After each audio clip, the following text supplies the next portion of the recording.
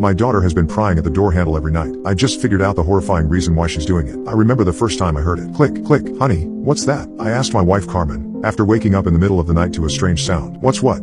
She replied, in a groggy state, frustrated that I had woken her so late, but the sound had stopped. The next night I heard it again. Click, click. What could that possibly be? I wondered, as I woke up my wife again. This time, she heard it. It sounds like the doorknob, but by the time we walked over to it, the sound had stopped. Luckily for me, back when I lived in the city, I'd always gotten into the habit of locking my bedroom door, and that tradition continued well into moving into my wife's apartment, and even our current home in the suburbs. The following night, we didn't hear the sound. Perhaps we were both in too deep of a sleep, or maybe it didn't happen that night, but either way, we thought the strange occurrence was behind us. Until the next night, when we heard it again. Click, click. Is that what I think it is? Carmen asked. It most certainly is. I replied, a chill going down my spine, as the recurring sound was beginning to genuinely terrifying me. This time, I tiptoed over to the door, careful not to alert whoever was turning it, and opened it quickly, only to find my 8-year-old daughter, just standing there, staring at me. Christy? I asked. Yes, Dad, she replied. What are you doing, dear?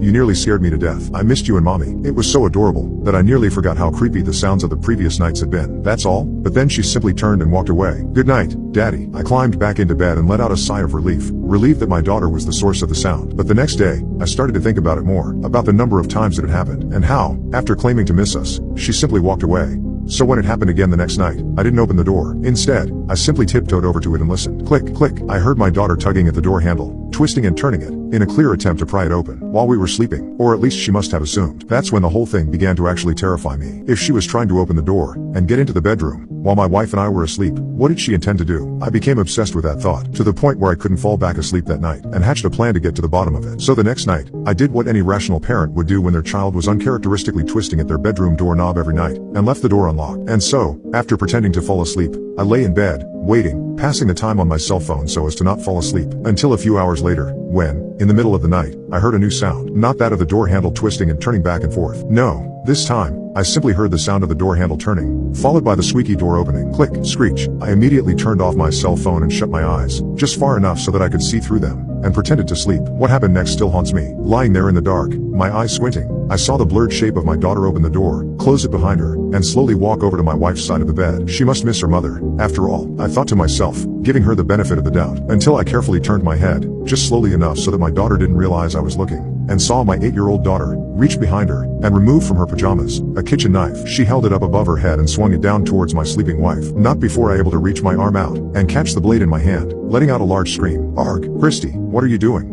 But she didn't reply. She simply let out a loud hiss, and seemingly slithered away, out our bedroom door, through the hallway, and back into her bedroom, where we heard her own bedroom door slam. We locked Christy in her bedroom that night, before my wife drove me to the hospital. As I relayed the night's events, my impaled hand more than enough evidence to convince her of what had happened. I would like to say that after we got back, my daughter returned to normal, the sound of the door handle stopped, and we went back to being a family, living out our lives happily ever after. But when we got home early that morning, Christy had broken through her bedroom door, and escaped from the house, never to be seen again. Still to this day, I wonder where my daughter might be, still locking my door each night. I can only hope that others do the same.